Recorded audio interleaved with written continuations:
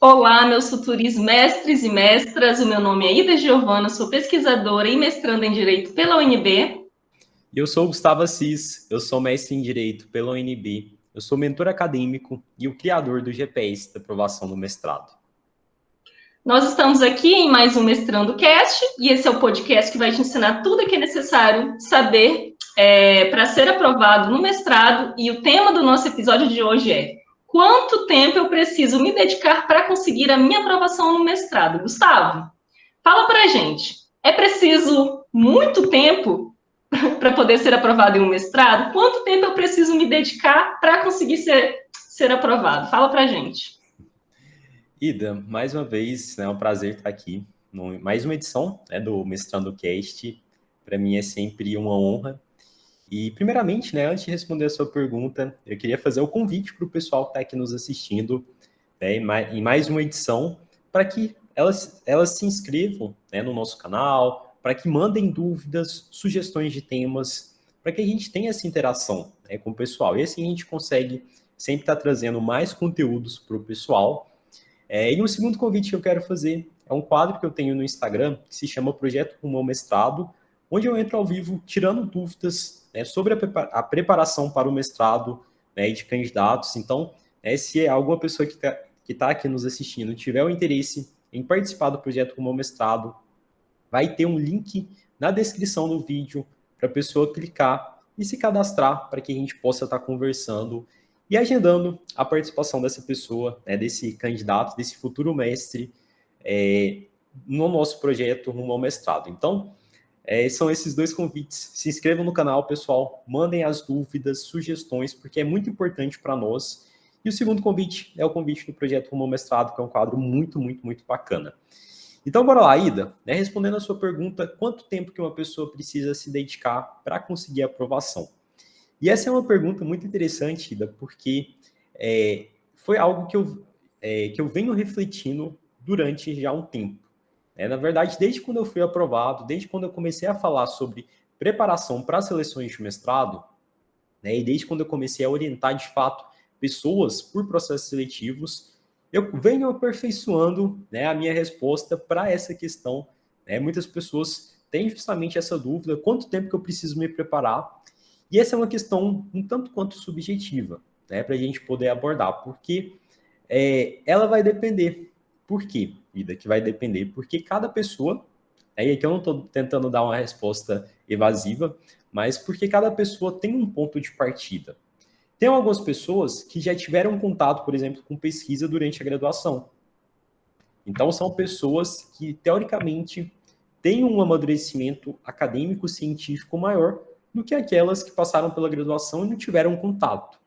Isso significa, que quem não teve contato é impossível, vai gastar anos e anos para ser aprovado? Não estou falando isso, mas estou falando que quem já teve uma boa bagagem acadêmico-científico, ela tende a levar menos tempo para ser aprovado. Tende, tá bom? Mas ela precisa de ter duas coisas também. Método certo para aprovação e dedicação. São dois pontos. Então, não adianta a pessoa ela ter uma noção, saber fazer escrever um projeto, por exemplo, se ela não tiver um método certo de candidatura para as seleções de mestrado, porque o jogo é diferente. Você saber escrever um projeto e você saber escrever um projeto persuasivo para uma seleção de mestrado. Então, por isso que eu falo que a resposta para essa pergunta depende. Então, em relação ao tempo, a gente tem que considerar o tempo que a pessoa está se preparando, o tempo ali entre as etapas para a divulgação do resultado. Então, são vários tempos que a gente sempre vai considerando para poder depois chegar numa somatória final e falar, você vai gastar, sei lá, 6 meses, 1 ano para ser aprovado, 2 anos. Mas pela experiência que eu tenho, Ida, de orientar pessoas em seleções, estou falando aqui pela minha experiência, pelo que eu vejo das pessoas com quem eu acompanho, e não quero falar que isso aqui é uma regra, não, estou falando uma média que eu vejo na prática, a partir dessa experiência que eu tenho. Eu vejo que uma pessoa que está começando do zero, pegando uma pessoa que está começando do zero, que tem um método certo, primeiramente, que tem um método de candidatura, como, por exemplo, os mentorados do GPS têm. E também pessoas que têm esse método certo e também se dedicam que realmente vão entrar de cabeça, né, na preparação. Tendo essas duas coisas, a pessoa ela vai levar uma média que entre 6 meses a 1 ano. Estou considerando aqui tempo de preparação, tempo entre as etapas, tempo até o resultado final, né? Então, eu colocaria uma média de 6 meses a 1 ano. Tem pessoas, obviamente, que vão gastar mais, que vão gastar, sei lá, 2 anos, mas eu vejo que essa média, se a gente for comparar, por exemplo, com uma aprovação em um concurso público, é uma média inferior. É o tempo ali de preparação. Então, né, eu vejo que essa média aí é um tempo razoável, né, 6 meses a 1 ano, para a pessoa ela se preparar, passar pelas etapas e o resultado final. Pode ser que a pessoa ela demore, por exemplo, 2 anos, porque, né, geralmente os processos seletivos são anuais. Então, se a pessoa ela der um escorregão num processo seletivo, né, às vezes por desatenção, algum vacilo, às vezes ela não estava com o método certo, ela vai gastar mais tempo, obviamente, porque esse processo seletivo anual, se ela reprovou esse ano, ela vai ser aprovada só no ano que vem, caso ela passe pelas etapas. Então, aí a gente colocaria essa média aí de 2 anos. Então, essa é uma média que eu vejo, Ida, mas reitero, não há uma resposta universal para essa pergunta, porque cada pessoa tem um ponto de partida, né? Cada pessoa se prepara de uma forma. Pessoas que têm uma metodologia, que têm um mentor acadêmico, pela minha experiência, são pessoas que tendem a passar mais rapidamente, são pessoas que tendem a reprovar menos vezes do que pessoas que vão de uma forma aleatória para o processo seletivo. A pessoa decidiu hoje que vai participar do processo seletivo, prazo de inscrição é daqui 2 dias, 3 dias. Então, assim, é algo aí que a gente tem que tomar cuidado, né? Então, vai se preparar? Beleza, mas olha para essa questão do tempo, né? Qual é o tempo que você tem, tenta, né, otimizar esse tempo, inclusive esse é um ponto que a gente vai conversar um pouquinho lá na frente, mas é isso, Ida. Esse é o prazo, geralmente, aí 6 meses a 1 ano, para as pessoas se prepararem. Perfeito, Gustavo. Agora, ainda sobre essa questão da variável, né? A variável tempo, né? Por que essa variável, né? Esse tempo de preparação, esse processo mesmo, né? Esse ato, esse intervalo entre você começa a se preparar até você terminar a sua preparação com a sua tão sonhada aprovação, né? Por que essa variável tempo ela é tão importante para uma seleção de mestrado, né? Como é que a gente poderia ver essa variável, né? Muito mais para o aspecto positivo do que para o negativo. Excelente pergunta, Ida. Eu vejo que a variável tempo ela é muito importante para a preparação dos candidatos, porque ela é crucial, né, na caminhada de qualquer pessoa. Então, eu gosto de dividir esse tempo, Ida, em três tipos de tempo. O tempo da preparação, o tempo de espera entre as etapas e o tempo até a aprovação. Tempo de preparação, vamos falar um pouquinho mais acerca disso. É o tempo que a pessoa ela vai gastar para se dedicar, né, para elaborar a preparação, para ela se preparar para cada uma das etapas. Dentro do GPS, o que eu falo para os mentorados quando eles entram? Que o tempo de preparação, caso a pessoa ela realmente se dedique, né, ela assista às aulas, ela coloque em prática os ensinamentos do GPS, ela consegue montar essa preparação dela, esse tempo de preparação, em até 30 dias. É super possível, desde que ela se dedique, desde que ela coloque em prática. Então, em 30 dias ela já consegue aprender essa metodologia para a aprovação. Não estou falando aqui que ela vai ser aprovada em 30 dias. Eu, particularmente, desconheço uma pessoa que tenha sido aprovada em 30 dias, até porque, né, os processos seletivos que hoje a gente tem aqui no Brasil vão ter no mínimo aí 2 etapas, análise de projeto e entrevista, no mínimo. Então, só o prazo, né, de você submeter o projeto ser divulgado, é no mínimo aí 1 mês, 2 meses. Então, não vejo possível uma pessoa em 1 mês conseguir aprovação, nesse formato que a gente tem hoje de processo seletivo no Brasil. A pessoa que eu vi que foi mais rápido, as pessoas com quem eu tive contato, com quem eu realmente pude orientar, trabalhar na preparação, foi o caso da Marília, que foi aprovada, considerando o tempo de preparação, o tempo entre as etapas, o resultado final, foi 3 meses e 26 dias. A gente fez, inclusive, esse cálculo depois. Então, foi a pessoa mais rápida, que mais rapidamente eu orientei e conseguiu a aprovação.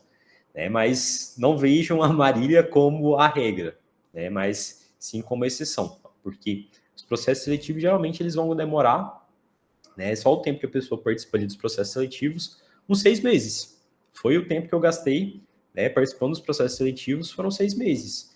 Começou acho que em julho, foi até novembro ou dezembro, eu participei de 3, então foi um período bem considerável, né? Então, o primeiro tipo de tempo que a gente tem é o tempo de preparação, que é o tempo que a pessoa vai gastar para ela aprender uma metodologia que funciona para a preparação, para as etapas. Esse tempo de preparação, Ida, é importante a gente falar que tem pessoas que começam a se preparar antes do edital, que é o mais recomendável, e tem pessoas que começam a se preparar depois que o edital é publicado. Gustavo, só quem se prepara antes do edital ser publicado que é aprovado? Não. Existem pessoas que, mesmo com o edital já tenha sido publicado, conseguem também aprovação, desde que a pessoa tenha um método certo e se dedique. O meu caso, eu comecei a me preparar para o mestrado na UNB, né, onde eu conheci o meu mestrado, depois que o edital já tinha sido publicado. Não recomendo, porque é uma correria doida, é uma correria. Então, assim, quem se prepara com antecedência, antes do edital ser publicado, as chances são maiores da pessoa conseguir fazer uma melhor preparação, porque a pessoa ela vai ter mais tempo, tá bom? Mas não significa também que o fato da pessoa ter mais tempo vai necessariamente reverberar que ela vai ter uma melhor preparação. Não adianta nada. A pessoa, às vezes, ela pode ter um ano se preparando, mas ela não tem um mentor acadêmico, ela não sabe a metodologia para aprovação, e ela está lá achando que ela tem que simplesmente se aprofundar no tema de pesquisa dela. Aí ela fica um ano participando de congresso, até publicando algum artigo aqui, outro ali, mas ela não sabe, né, realmente como escrever esse projeto de uma maneira persuasiva para uma seleção de mestrado. Ela não sabe, por exemplo, como se preparar para a etapa de entrevista, como ir bem na prova de idiomas, como ir bem, por exemplo, na prova dissertativa. Então, não vai adiantar ela ter esse tempo maior. Agora, se ela tiver esse tempo maior, se ela tiver uma metodologia que funciona, se ela tiver dedicação, né, então, eu considerando todo esse cenário, né, que é mais próximo do ideal, que a gente sabe que é um pouco mais complicado, mas as chances são maiores se ela começar a se preparar antes. Porque é mais tempo, por exemplo, para ela conhecer o programa, é mais tempo para ela conhecer a produção dos professores, é mais tempo para ela amadurecer o projeto dela. Então, eu recomendo, se possível, comecem antes a preparação. Não é possível? Beleza. Começou de última hora, aí que aumenta ainda mais a necessidade de você ter um mentor acadêmico, né, ter uma pessoa ali para poder te auxiliar, senão vai ser muito difícil de você conseguir essa missão de ser aprovado, né, depois que o edital já foi publicado. Então, eu vejo que esse tempo de preparação tem pessoas, né, que têm um tempo de preparação maior, que começam a se preparar mais cedo, tem pessoas que começam a se preparar mais tarde, e isso vai determinar, Ida, inclusive, a velocidade da preparação da pessoa. Se o edital já foi publicado, a pessoa ela tem que se dedicar ainda mais. Ela vai ter que se dedicar mais horas do dia do que uma pessoa que começa a se preparar antes. Então, a gente pode até fazer uma analogia. Por exemplo, a gente quer sair, por exemplo, de Brasília para ir para São Paulo. A gente pode ir de a pé, a gente pode ir de ônibus, a gente pode ir de avião. E isso vale para a preparação. Obviamente, que qual vai ser mais apto? Vai ser de avião, do que se a gente for comparar ir de a pé ou de ônibus. Então, assim, o tempo que a pessoa tem vai determinar a velocidade que ela tem que ir. Então, se a pessoa ela identificou que ela precisa ir de avião para São Paulo, de Brasília para São Paulo, porque o prazo dela é mais escasso, então significa o quê? Significa que ela tem que fazer uma preparação mais rápida. Significa que ela precisa ainda mais do apoio de um mentor, de uma pessoa, para fazer com que ela evite o máximo de erros possíveis na preparação. Então, esse é o primeiro tempo, Ida, só para a gente fechar aqui o tempo de preparação, mas a gente também tem o tempo entre as etapas, que inclusive a gente já falou um pouquinho, que é o tempo que a pessoa vai esperar entre as etapas. Beleza, começou a se preparar, submeteu a sua inscrição, você vai olhar o cronograma e vai ver quanto tempo que você vai ter que esperar entre as etapas. Por exemplo, tem etapa de projeto, vai demorar 1 mês, 2 meses, pode ser que seja até mais. É interessante que a pessoa ela também anote essas datas, porque na correria do dia a dia a gente acaba esquecendo, então pode ser, sei lá, você não anotou a data, né, do projeto, que vai ser publicado o resultado do projeto. Beleza, você não anotou essa data, aí a nota foi publicada, e você não concorda com aquela nota, só que você viu só depois do prazo de recurso.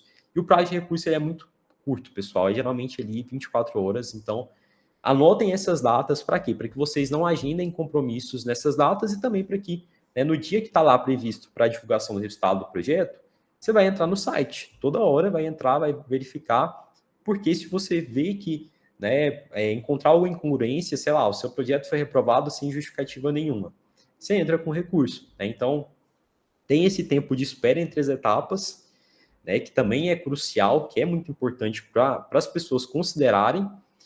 E depois a somatória, né, entre tempo de preparação e tempo entre as etapas, a gente tem, né, a gente pode considerar que é o tempo até a aprovação. Vai considerar o quê? O tempo da preparação, o tempo de espera entre as etapas, a gente faz essa somatória, a gente tem o tempo até a aprovação. Então, né, igual eu comentei, pode ser que a pessoa gaste um processo seletivo, pode ser que ela gaste dois. Né? Então, tem universidade que o processo seletivo é semestral, tem a maior parte geralmente é anual. Então, isso vai depender muito do programa que a pessoa está se candidatando, né? E todas aquelas outras variáveis que as pessoas devem considerar que a gente já conversou. No meu caso, eu gastei a média, né, tempo de preparação, tempo entre as etapas e resultado final, eu gastei a média de 6 meses. Né? Mas, claro, eu tive o apoio de um mentor, né? Eu tentei evitar ao máximo os erros, eu realmente me dediquei. Eu fiquei, inclusive, um mês, Ida, sem Instagram, sem entrar no Instagram. Eu tinha desativado a minha conta porque eu via que meu tempo estava muito curto. Né? Quando eu decidi de fato, quero participar do processo seletivo, e eu comecei a olhar, o edital já tinha sido publicado da UNB. Né? Então, começou aquela correria. Meu Deus, já foi publicado, isso eu estava transicionando do nono para o 10º período da graduação, né? Não sabia por onde começar, mas deu certo. Por quê? Porque eu tive uma metodologia e eu me dediquei. Mas também poderia não ter dado certo. Por algum equívoco, algum escorregão que eu tivesse dado, poderia que eu nem tivesse, né, sido aprovado, poderia ter sido reprovado. Mas como era algo prioritário para mim, que eu realmente acreditava, eu ia continuar. Eu ia continuar até ser aprovado. Eu sei que a aprovação chegaria. Então, por quê? Porque era algo que eu realmente queria, era algo que eu realmente entrei de cabeça. Né? Então, essa é uma dica também que eu deixo para o pessoal, além de falar aqui de tempo. Pessoal, não desistam. Né? Se foi reprovado, continua. Né? Às vezes, né, o próximo processo seletivo que você deixou de tentar seria o processo seletivo da sua aprovação. Né? Então, às vezes, você está muito perto. Já vi pessoas ainda que chegaram até a etapa de entrevista. A pessoa, às vezes, ela até aprovou, mas ela não conseguiu classificar dentro do número de vagas por alguma eventualidade, né, por questões de décimos, e a pessoa depois ela desistiu do sonho do mestrado. Então, gente, não desistam, né? Esse é o caso, por exemplo, da Isabela, que foi aprovada recentemente, uma mentorada minha, no mestrado em Direitos Humanos, e ela já tinha sido aprovada em outros programas de mestrado, mas ela não conseguiu a classificação dentro do número de vagas. E dessa vez, graças a Deus, ela conseguiu a aprovação e a classificação dentro do número de vagas. Então, gente, não desistam. Considerem o tempo de preparação, tempo entre as etapas, porque aí você vai ter uma noção mais ou menos do tempo até a aprovação, mas tenha consciência de que cada pessoa tem um ponto de partida, né? Cada pessoa tem a sua história, então a gente não pode, né, generalizar e falar, você vai gastar 1 ano, não, você vai gastar 6 meses. Não, você aqui vai gastar 2 anos. Perfeito, Gustavo. Agora, ainda sobre essa questão do tempo, né, Gustavo? Será mesmo? Imagina, né, todos nós temos uma rotina sempre bastante complexa, sempre cheia de atividades enfim, inúmeras atividades, inúmeras tarefas aí para serem demandadas. Mas eu percebo que o fator tempo é realmente um desafio para aquelas pessoas que estão se preparando para um processo seletivo, né? Então, nesse caso, por que tanta gente acha que não tem tempo para se dedicar aos estudos para o mestrado, Gustavo? Será que elas não têm tempo mesmo? Ou será que não seria isso, né? O que você fala para a gente sobre isso? Excelente, Ida. Essa pergunta ela é bem interessante porque eu vejo 3 grandes causas para as pessoas né, que falam, eu não tenho tempo para me preparar para o mestrado. Primeiro ponto, desconhecimento. Muitas pessoas, Ida, e eu falaria que a maioria, muitas pessoas ainda creem que é necessário muitas horas de estudo para ela conseguir aprovação no mestrado. Eu tenho uma mentorada que antes dela entrar no GPS, ela chegou para mim e falou, Gustavo, antes de conhecer o GPS, eu achava que eu precisaria pelo menos de 2 anos para montar um projeto competitivo para uma seleção de mestrado. Então, ela me falou isso, eu achei bem curioso, porque essa é uma mentalidade que muitas pessoas têm. As pessoas acham que, não, eu tenho que me preparar ali durante muito tempo, e essa não é a realidade. Então, o que eu recomendo para quem ali, né, acha que não tem tempo?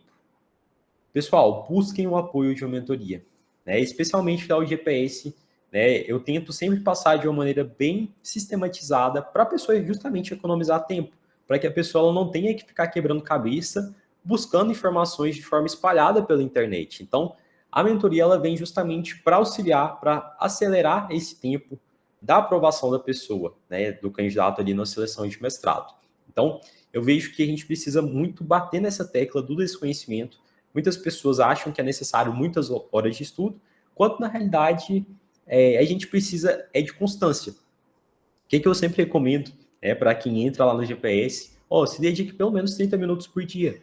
Às vezes você tem 15 minutos no seu almoço, 15 minutos na sua janta de intervalo, utilize esse tempo, por exemplo, para você ler um artigo. 15 minutos, sei lá, às vezes você consegue ler umas 4 páginas ou 5 páginas. Então, isso já é muito interessante. Às vezes a gente acha, né, eu preciso 10 horas por dia, só que você não vai conseguir manter isso de forma constante. É melhor os 30 minutos ali diário do que você estudar um dia 10 horas e no outro você falhar, porque não é algo sustentável a longo prazo. Então, comece mais devagarzinho, aproveita, por exemplo, os seus finais de semana, né, você vai ter que tentar encontrar na sua rotina coisas que você pode cortar, que sejam talvez supérfluas, para você encaixar o mestrado, né, os estudos ali para o mestrado. Mas eu vejo que essa é a primeira causa, Ida. Desconhecimento, a gente precisa muito falar, é o que a gente está fazendo aqui no podcast, falar acerca desse desconhecimento.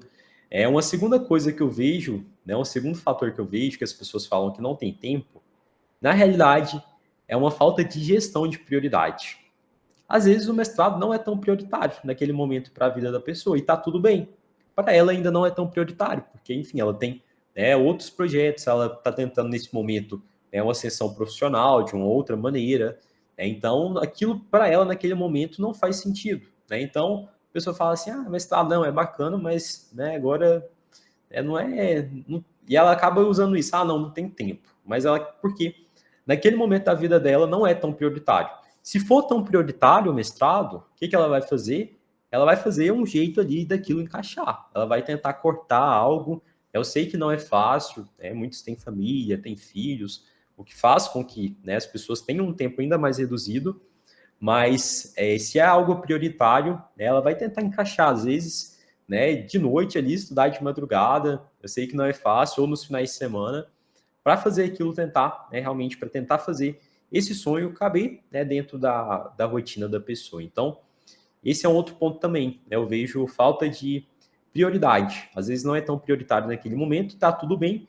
Se for realmente prioritário, aí é o momento da pessoa realmente rever a agenda dela, ver onde ela pode estar encaixando janelas de estudo, meia horinha aqui, meia horinha ali, de forma constante.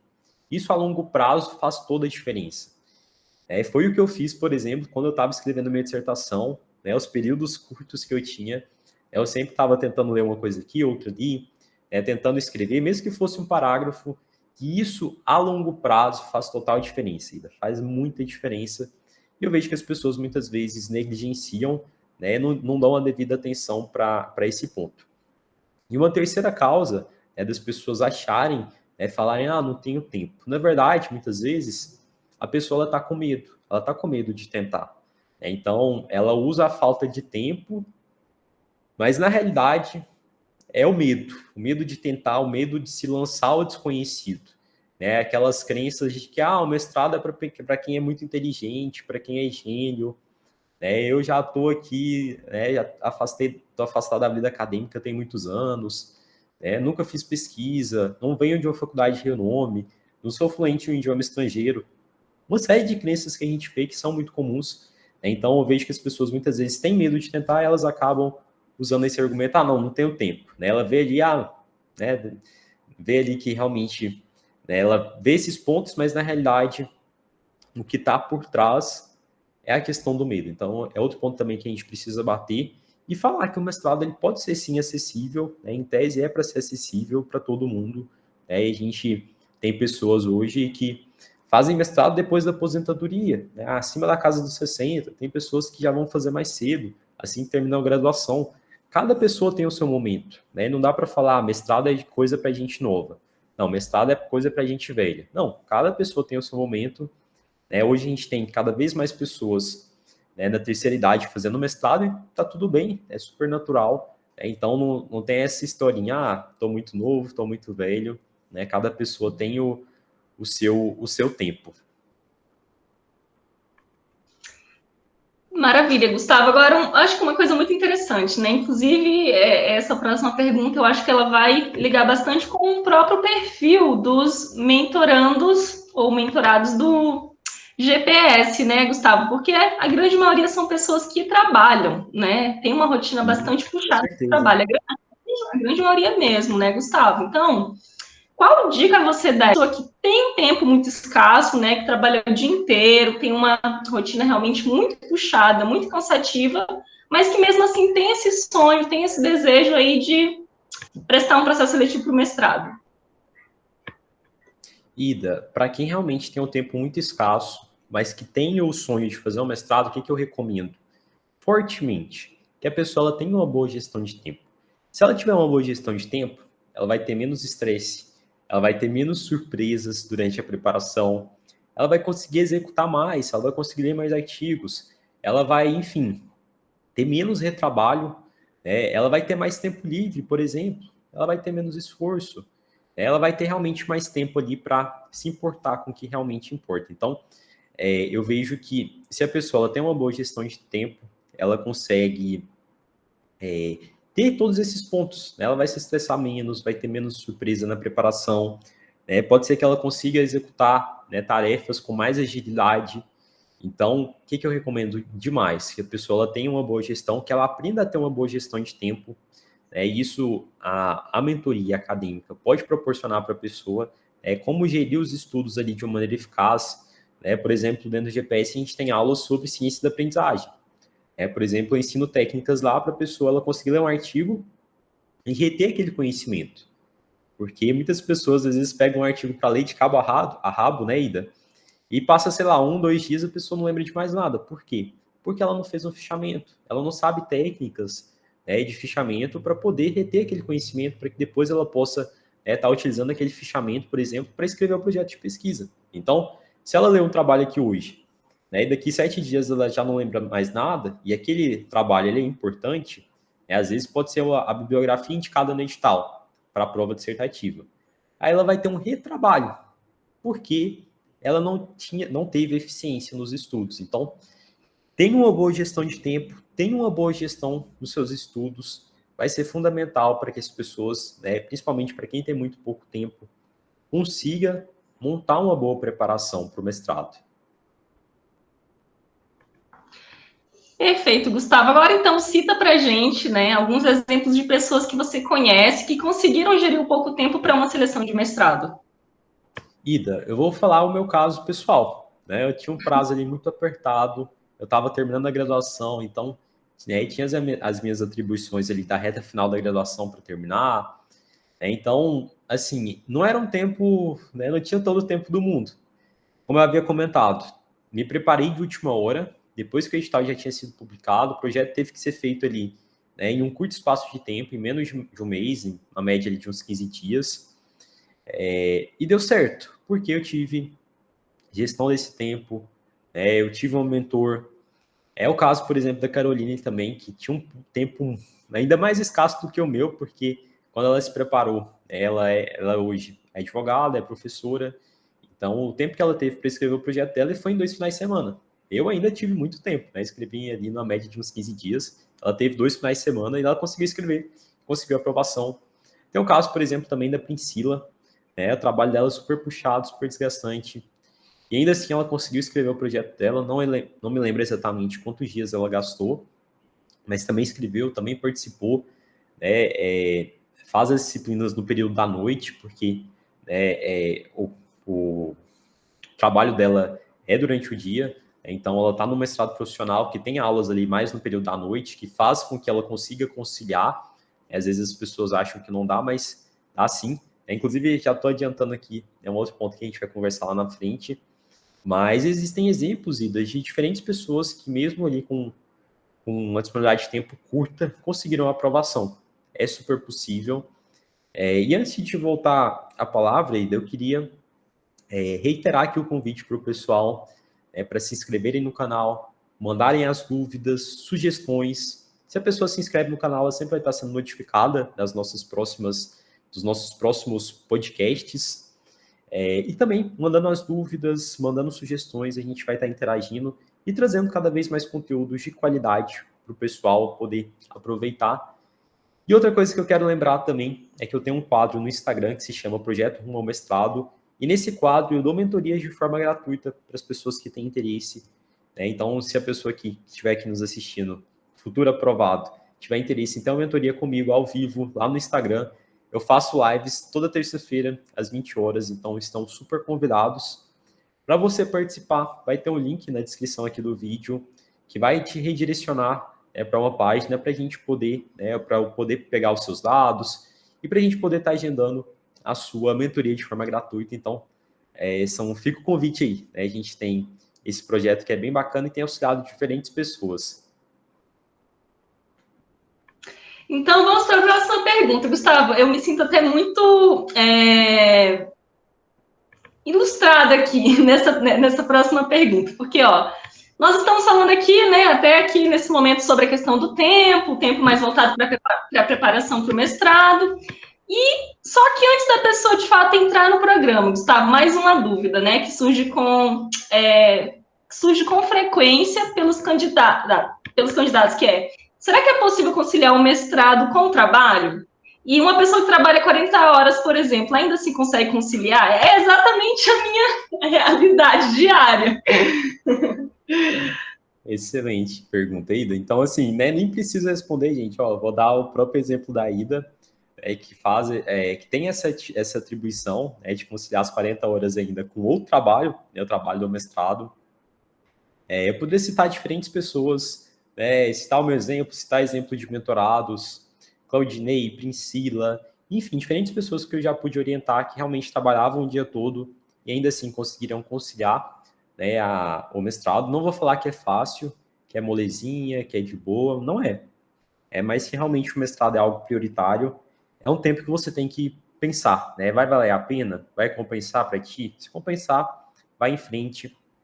Eu vejo que... Vou dar 3 dicas aqui, Ida, para o pessoal que tem esse desejo de entrar no mestrado e quer conciliar a sua longa carga de trabalho. Primeira dica, analise se no seu trabalho é possível flexibilizar horários, tá bom? Porque, sei lá, pode ser que tenha alguma disciplina que você queira pegar no mestrado que seja no período da manhã. Né? Então, veja se é possível você ter essa flexibilidade. Uma segunda dica, veja a grade do programa, tá bom? E quais são os dias das aulas, geralmente. Então, pega a grade do programa antes mesmo de você ingressar e veja ali mais ou menos quais são os dias das aulas, especialmente os mestrados profissionais, Ida. Eu vejo que o pessoal tem colocado aulas cada vez mais no período noturno, ou então até mesmo, por exemplo, sexta-feira de noite, sábado de manhã. Então, assim, para ajudar o pessoal, porque todo mundo sabe que essa é a realidade. Muitas pessoas trabalham e também tem o trabalho do mestrado. Eu falo trabalho do mestrado. Então, assim, a gente tem que conciliar. Então, os programas, eles têm essa consciência de que muitas pessoas trabalham, não dá para se dedicar ali única e exclusivamente para o mestrado. Então, é interessante que a pessoa ela veja essa grade anteriormente.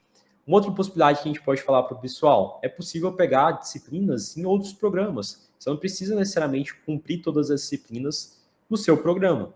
Você pode fazer disciplinas em programas ali que sejam correlatos à sua área.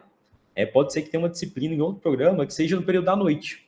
e que aquela disciplina vai ser interessante para ti, para sua pesquisa, e vai ser num período melhor, né, para você poder conciliar com o seu trabalho. Então, existe essa possibilidade. Uma terceira dica aí que eu dou para o pessoal, né, que quer entrar no mestrado, né, principalmente para quem tem uma rotina muito inflexível, né, Gustavo, né, realmente aqui meu trabalho não é flexível, não consigo, né, o que você me indica? Pessoal, comece cursando disciplinas como aluno especial, porque depois você pode aproveitar os créditos. Então, ao invés de você entrar no mestrado e ter 6 disciplinas para cumprir, você pode entrar no mestrado, sei lá, com 4 disciplinas para cumprir, porque você já fez 2 disciplinas como aluno especial. Então, você pode ter uma gestão, né, uma otimização no seu tempo ali. Então, é mais fácil, por exemplo, você cursar uma disciplina como aluno especial esse semestre, uma outra disciplina no próximo semestre, e aí quando você entrar no mestrado de fato, como aluno regular, você já tem esses créditos que você pode aproveitar e você fica com menos disciplina. Então, né, vai facilitar a sua organização. Joia, Gustavo. Agora, como dica final, né? Aliás, o que você poderia dizer, Gustavo, né? Para quem está com dificuldade de gerir o pouco tempo que tem para participar de uma seleção de mestrado. Excelente, Ida. Ó, não vou dar uma dica, não, vou dar 10. 10 dicas para ajudar o pessoal aí que está com um tempo bem escasso e quer participar, né, de uma seleção. Primeiro ponto, primeira dica, mapeie a sua rotina, tá bom? Organize, né? Tenha um planner, né? Pode ser no Trello, pode ser no Word, enfim, pode ser um planner físico, pode ser uma agenda, mas mapeie a sua rotina. Veja quais são as atividades obrigatórias, quais são as atividades supérfluas.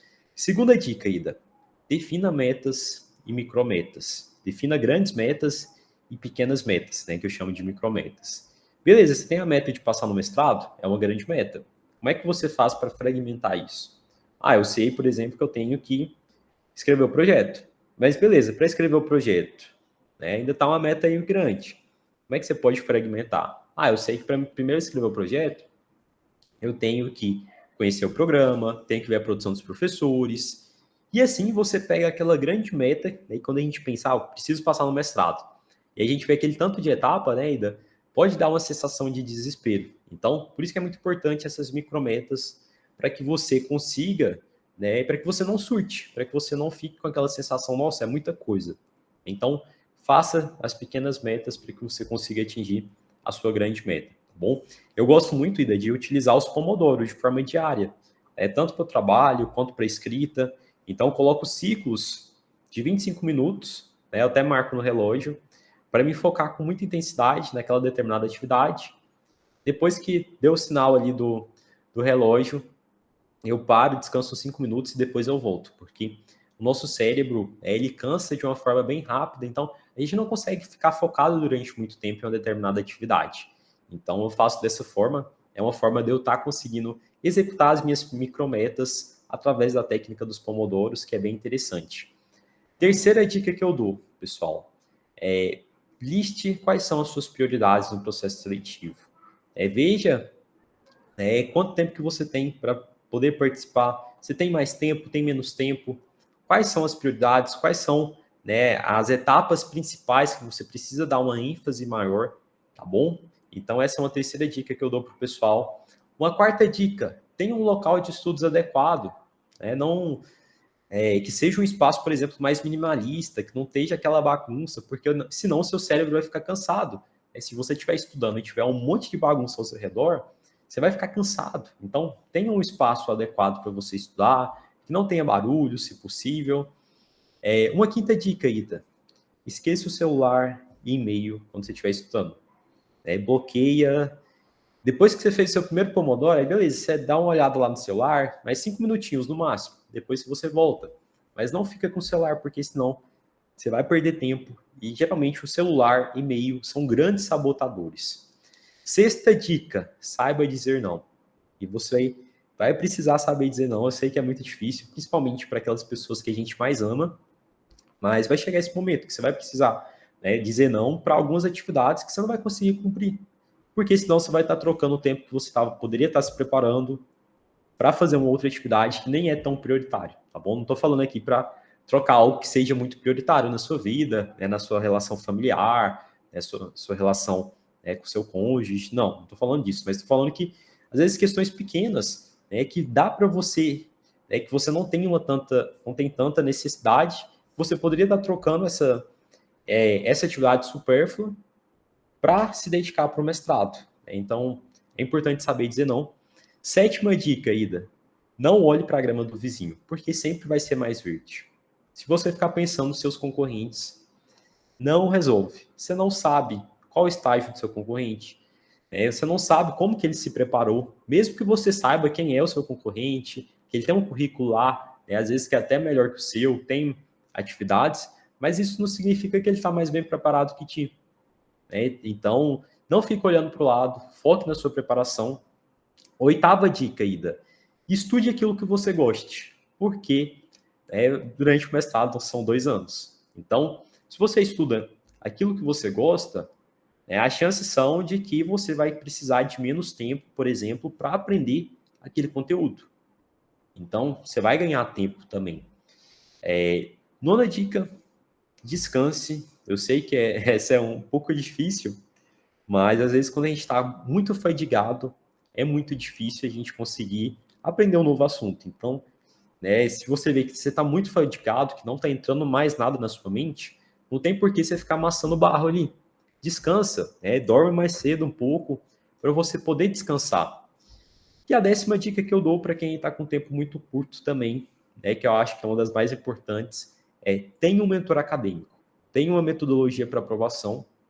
É o que eu faço com os meus mentorados do GPS, para passar o mais mastigado, né, entre aspas, aí, da aprovação, né, para que essas pessoas consigam ter isso. Então, entregar as informações de uma maneira clara, sistematizada, ajuda muito para quem está se preparando para uma seleção de mestrado. Você não tem que ficar quebrando cabeça buscando informação aqui, outra ali. Então, Ida, só para a gente recapitular, as dicas que eu dou aqui, né, essas 10 dicas que eu dou para quem está com dificuldade aí de gerir o pouco tempo e quer realmente ser mais assertivo para se preparar para uma seleção de mestrado. 1ª dica, mapeie a sua rotina. 2ª dica, defina grandes metas e micrometas. 3ª dica, tenha uma lista de prioridades. 4ª dica, tenha um local de estudos adequado. 5ª dica, esqueça o celular e o e-mail na hora que você estiver estudando. 6ª dica, saiba dizer não. 7ª dica, não olhe para a grama do vizinho. 8ª dica, estude aquilo que você goste. 9ª dica, descanse. E 10ª dica, tenha um mentor. Então, até falei demais aqui, mas são essas as 10 dicas que eu deixo para o pessoal aí. Com certeza vai auxiliar quem realmente colocá-las em prática ainda. E só para fechar, quero aqui fazer o convite mais uma vez para o pessoal que chegou até nesse momento aqui com a gente, em mais um Mestrando Cast, para se inscreverem no nosso canal e deixarem sugestões, dúvidas, para que a gente possa estar interagindo, para que a gente possa estar conversando. Esse feedback para a gente, pessoal, é muito importante. E, por fim, quero também fazer o convite para o quadro que eu criei lá no Instagram, que é o Projeto Rumo ao Mestrado. Então, nesse Projeto Rumo ao Mestrado, que eu faço toda terça-feira, às 20 horas, eu faço uma live, uma mentoria gratuita no meu Instagram, para auxiliar pessoas que têm esse sonho de ingressar no mestrado. Então, se você tem o sonho, se você tem o desejo de ser aprovado no mestrado e quer ter um apoio, quer tirar dúvidas, participe desse quadro. Eu vou estar deixando o link aqui na descrição do vídeo e você é meu convidado. Só clicar lá no link, vir conversar diretamente comigo para que a gente possa estar agendando a sua participação no Projeto Rumo ao Mestrado. Perfeito, Gustavo. Bom, e acho que foi realmente muito interessante o episódio de hoje, né, do Mestrando Cast. E a gente vai ficando por aqui, né, Gustavo? Lembrando que esse é o podcast que vai te ensinar tudo o que é necessário para você ser aprovado no mestrado. O tema do nosso episódio de hoje foi: quanto tempo eu preciso me dedicar para conseguir minha aprovação no mestrado? Gustavo, foi um super prazer e muito obrigada. Obrigado, Ida. Para mim também foi um super prazer. E obrigado, pessoal, por mais esse Mestrando Cast.